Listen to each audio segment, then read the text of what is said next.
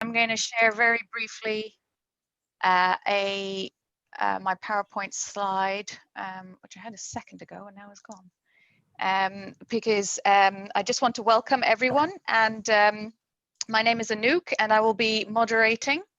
And my co-chair Darren will be supporting our discussion by monitoring for those who want to contribute. And Alex will be collecting key points and OR questions and suggestions.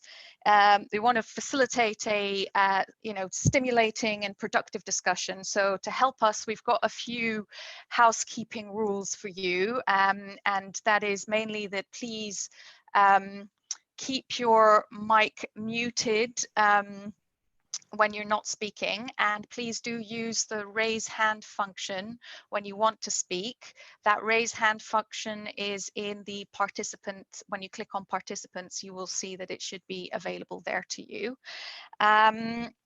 So our breakout group discussion will look at the OR needs for communities where EPHP has not been achieved. This was highlighted as an issue in a few presentations, particularly I was thinking of Malawi and in Ethiopia and Tanzania, well, all of them.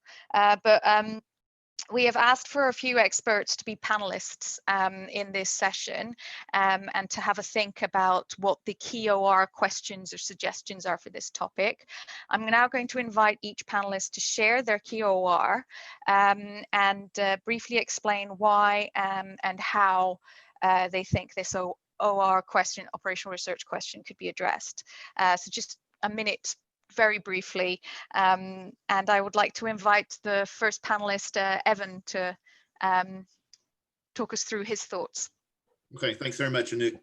So yeah, I do hope that we will get to something to define EPHP that's different than heavy intensity infections, but given the parameters of what we were told to answer, what I thought would be very useful and what we saw from the data that were presented is that it's very rare, actually, if the overall prevalence is low, that there are very many communities that still have greater than 1% heavy intensity infections. So what I would propose as operational research question is to develop and validate standardized tools that can be used across different settings, but also adapted to the different settings that assess the WASH, the behavioral, the snail ecological, and the geospatial parameters of those communities or individuals, and so that we can figure out what are the high intensity, the risk factors for heavy intensity infections. Once you identify that, then you attack that, if you need to achieve a certain level of WASH.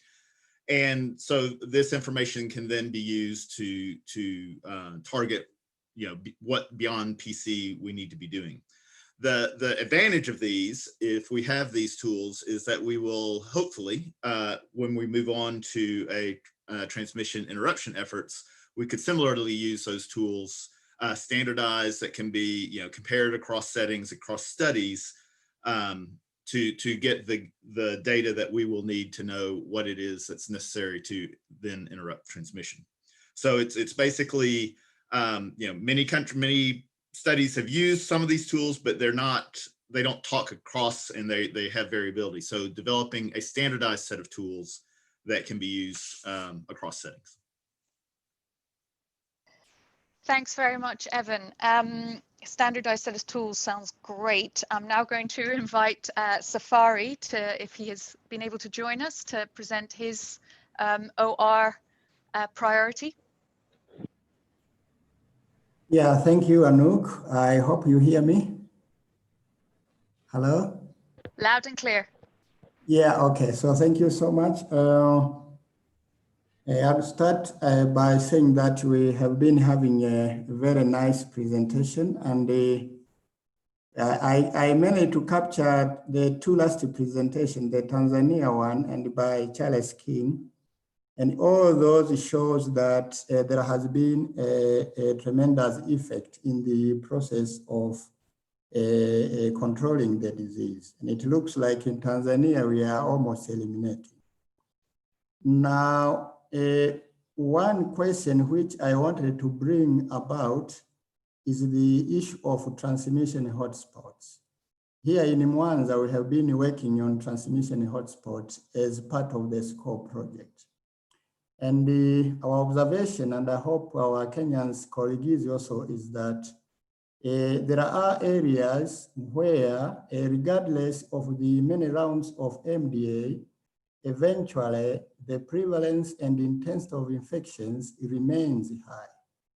And these are the areas where we think they will compromise our efforts to control and eventually eliminate the schistosomiasis.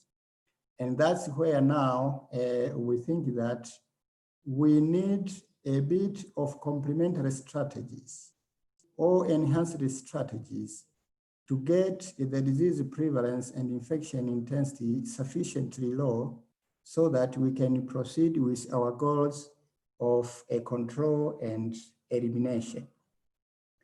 Now, I will propose a few interventions, and maybe colleagues also will contribute, which we think that they can help to move forward with these transmission hotspot areas. Now, here in Mwanza, we have been trying about enhanced MDA, whereby one round of MDA is immediately followed by another one in the span of 6 to 8 weeks from the first MDA.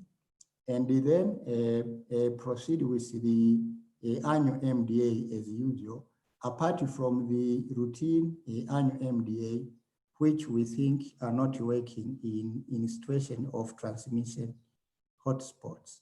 So that is what we tried here in Mwanza, but we are still analyzing the results to see whether it was working very well. Of course, there are other interventions which I think they can complement enhanced MDA, such as improved wash and the supply of clean and safe water. These ones also have not been tried sufficiently enough, though in some areas they have started being tested, although I think we don't have sufficient data, particularly here in Tanzania. And then, of course, snail control. This one we haven't also tested sufficiently, and I think it is the right time we also move into this and see how effectively we can implement snail control to complement enhanced MDAs and wash interventions. We also conducted the social cultural studies to try to see if this one contributes to a transmission hotspot, and we found that sometimes quality of leadership, particularly in engaging the communities in disease control, also they contribute.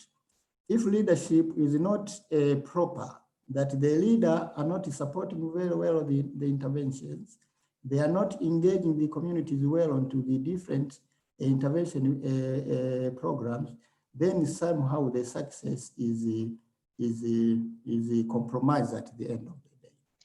Thank you very much, Safari. I'm just going to interrupt you there so that we can allow another panelist to bring their COR, but that is a really key and important place, operational research questions on how to tackle hotspot transmissions with snail control, with better wash, and engaging effectively engaging leaders. So thank you very much, Safari. I'm now going to invite Musa to quickly tell us his idea and suggestion for an operational research priority. Thank you, Musa.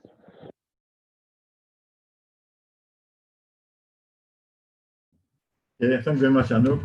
Hi, all the panelists. My name is Musa from Mali. And yes, I think it has been said earlier that the situation of not achieving elimination can be analyzed in different ways. But definitely, I agree with even that it's very rare to see from our experience that after several rounds of mass drug administration, to find high prevalence of high intensity of infection with low prevalence. This is, to say, can be unusual. But what we can expect to analyze this situation, we have three main points. The quality of data collections at the beginning, the implementation MDA strategies in the countries, either any transmission study has been done or information, and what have been the behavioral changes. This is some of the key issues to be sure that we can have a kind of success of schisto control. Because if the baseline data of mapping doesn't take into consideration some stratification and ecological consideration to define really the high transmission areas and hotspots, it's difficult. And this can be done by defining endemic setting and existing hotspot by doing this proper data collection. The implementation rapidly can be depend if you don't consider ecological consideration. Different many years, the MDA implementation has been focused on district or councils, which is now to have to revise. What was the target population? In high endemic, you cannot make your effort on only school children. High endemic, you have to consider adult population, you have to consider preschool children. By not treating these two other groups, the transmission will be there, and the intensity of the infection is there, because these groups can be also source of contamination and morbidity also. So, and rapidly, we can also the coverage. We have real data information on the coverage. We have real information on the missing population, which can be considered are hard to reach population, not at all treated because they are moving a lot. Okay, we have talked about how many rounds. It's okay. So briefly, the transmission strategy has been to be also done to be sure that we have the type of transmission, the seasonality, or the permanent. So these are some of the key issues and the behavior. So that's why we said it is very important now to conduct a remapping of the situation by saying which age specific group and which specific geographic and ecological area you have the problem with high prevalence or high intensity of infection. This will permit to have proper implementation strategy, focusing on the areas, on the groups, and also putting others implementation strategy like external control, behavior change, etc. So this is some of the main introduction for my topic, which I have to share with you at the moment.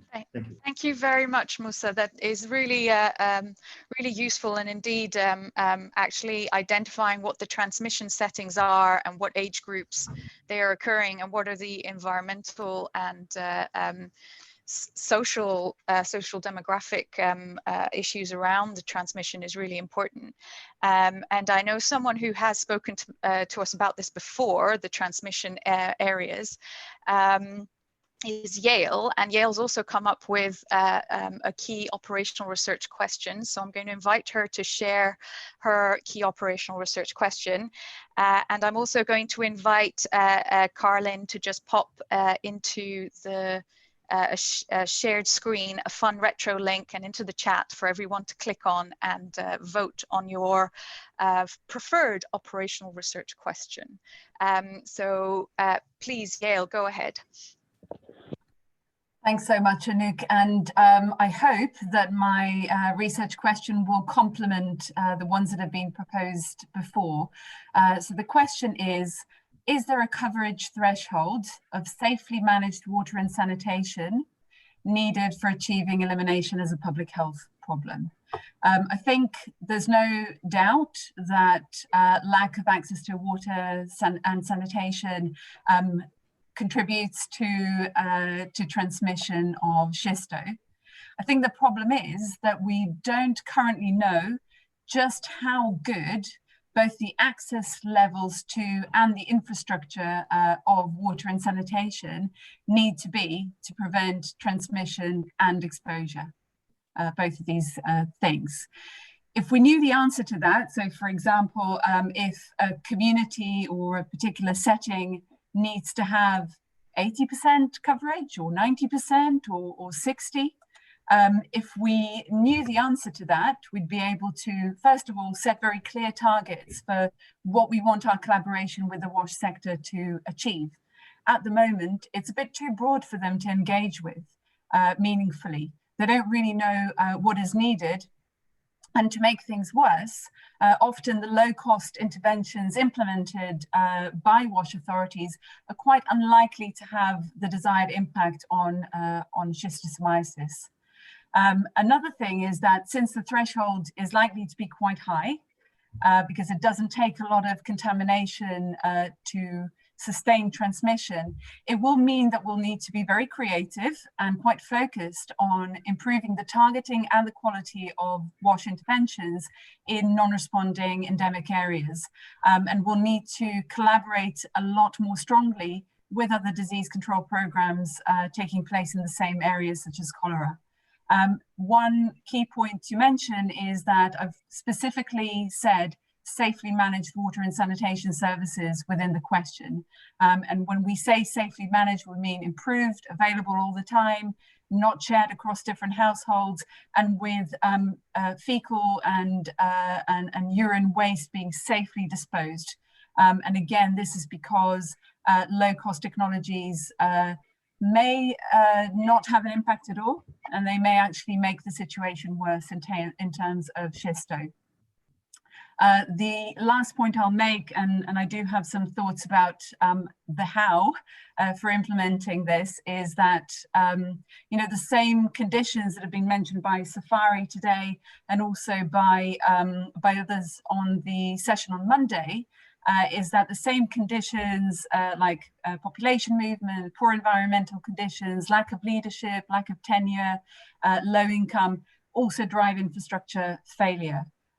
So really focusing on quality and coverage is, I think, the only way to really understand what we need to do to prevent schisto and maybe even break transmission. Back to you, Anouk. Thanks very much, Yael.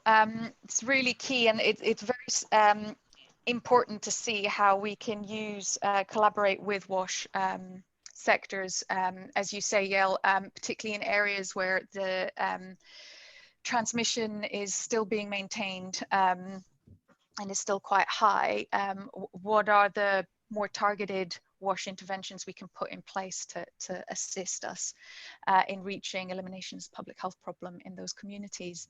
I hope you were all able to access the fun retro link that Alex has very kindly shared in the chat. I apologize that we had a couple of technical difficulties with it, but if you click on this link, you should be able to open up a page that has various suggestions on key operational research questions that our panelists have provided.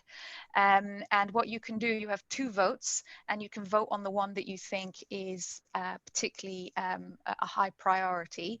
You can even use your 2 votes to vote for one particular thing twice.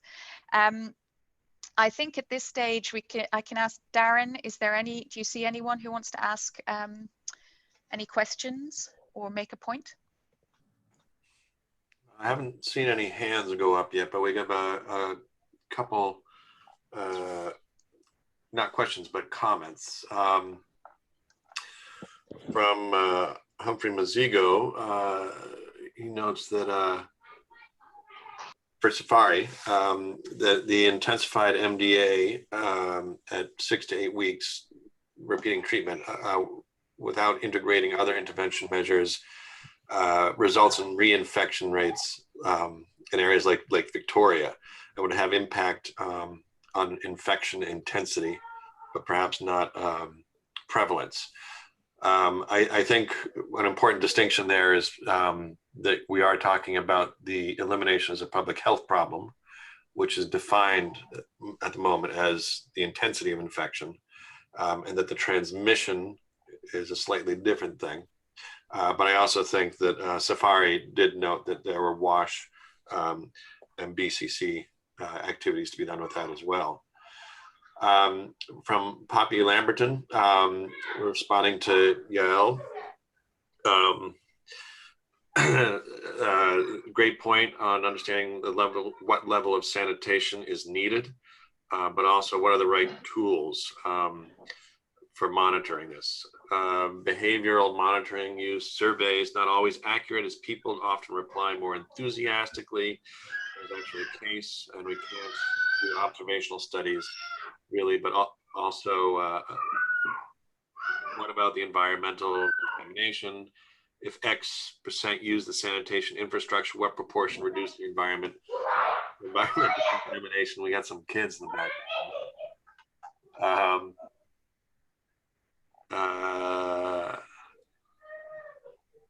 Oh, I see. Also, Moses has raised his hand as well, if you would like to invite him to talk. Go ahead, Moses. Thank you, Anouk. Am I loud and clear there? Yes, yes, you're loud and clear. And apologies for not inviting you sooner to contribute, but please do. Yeah, my research question is, can enhanced community engagements in the design, in the planning, implementation of schistosomiasis control and elimination interventions lead us to achieve the 2030 goals in hotspots? From the discussions that have been going on, yes, MDA is very nice. It is the #1 public health intervention against NTDs, adequate in reducing the prevalence and intensity, but it is a top-down approach. And from the presentations and what we know, there is high non-compliance rates, especially among young adults. We have the systemic non-compliance, we have the systemically non-provided, and most of these hotspots are characterized by population of middle-aged adults who are highly non-compliance when it comes to treatment.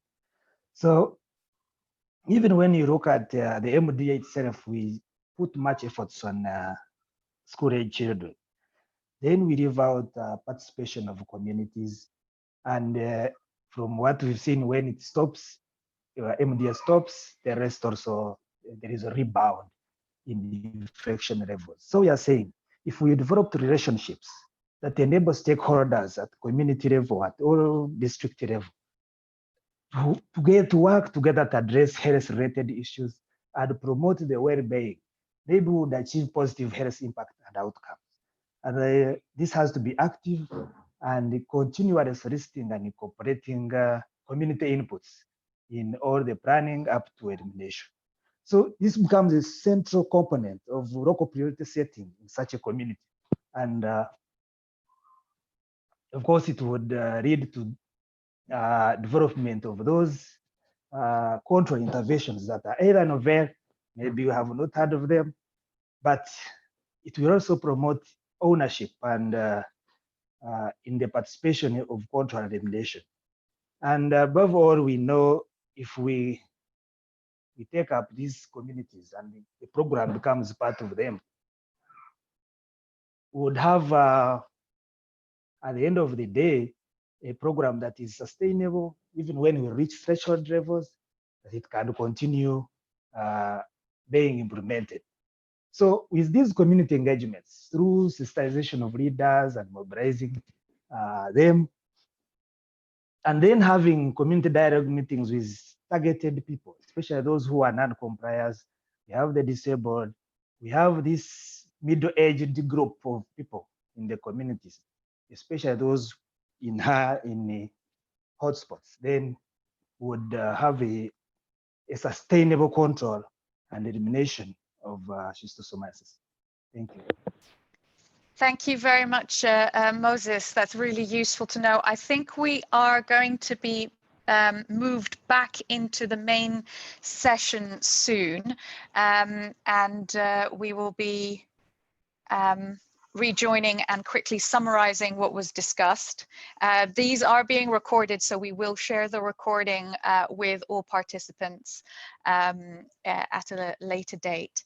I just want to thank all the panelists. I know there were some other people who wanted to discuss a little bit more about this session, but unfortunately with all the enthusiasm we've run out of time, as is often the case. But yes, looking forward to the main session, a quick summary and... Can you present very shortly on the key operational research questions identified in your group?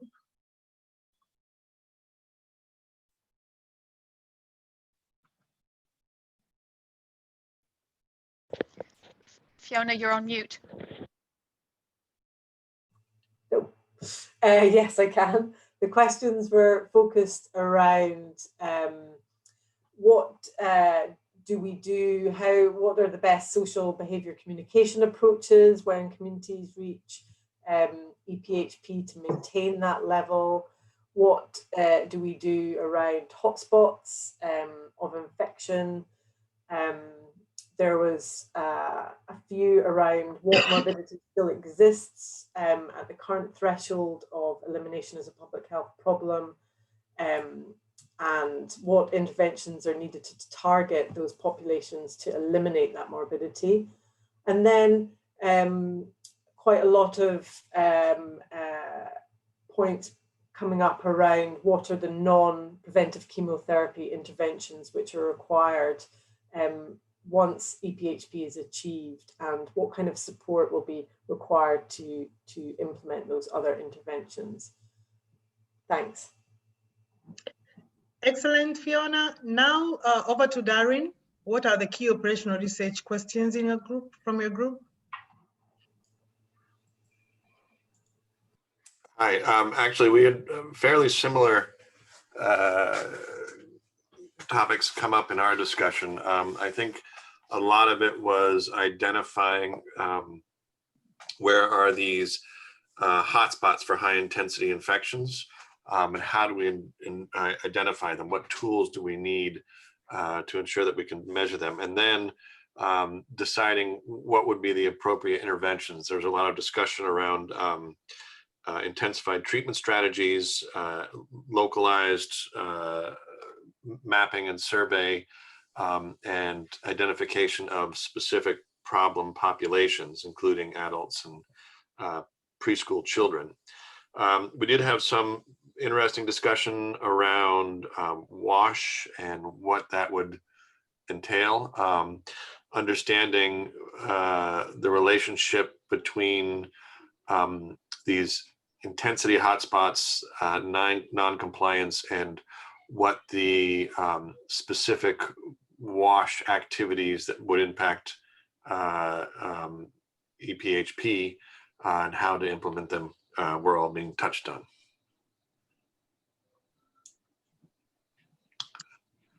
Done? Done. Sorry. Thank you very much, Darren, for presenting for Group B. Thank you very much all.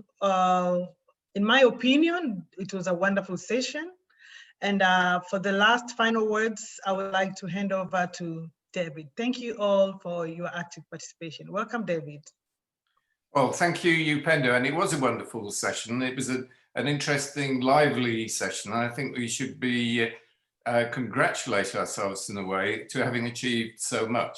And it's great for me to hear people actually talking about schistosomiasis elimination, because we have come so far. And today we've heard from Tanzania, Malawi, and Ethiopia, and others in the breakout groups as to the great progress that has been made. And now we're really stepping forward with some operational research questions that we need to tackle to actually get to the next stages. But you know, there are problems. We struggle with the concept of elimination as a public health problem and its current definition. We know that from Charlie that the morbidity still persists in the absence of high egg counts. We know that we don't really have enough resources to look at other indicators. Other program managers are reliant on egg counts. That's what can be used in the field. But we need to pay attention to some kind of morbidity management scheme, especially with the increase in female genital schistosomiasis, etc. I think what I really do need to do is to thank everybody, breakout group chairs, speakers, panelists, invited speakers. Special thanks to you, Upendo, and to Fiona for initiating and convening the session. And also a huge thanks to Anouk from GSA and Chelsea from COR NTD. I want to draw your attention very briefly to the fact that this is the second of 3 COR NTD GSA meetings. We're now going to start planning in more detail a session led by Fiona Fleming, which should be there on the screen, hopefully, which is on decision-making in schistosomiasis, and we'll explore some of the monitoring and evaluation associated with that. And then please do remember to register for COR NTD itself, a 2-day exercise session developing schistosomiasis. So with a very rushed summary, thanks to everybody for participating, and we look forward to seeing you at one of these other forthcoming sessions.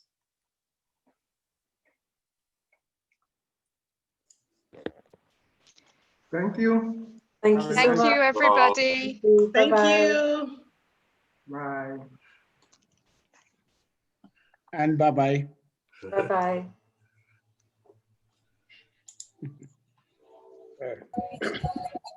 Thank you.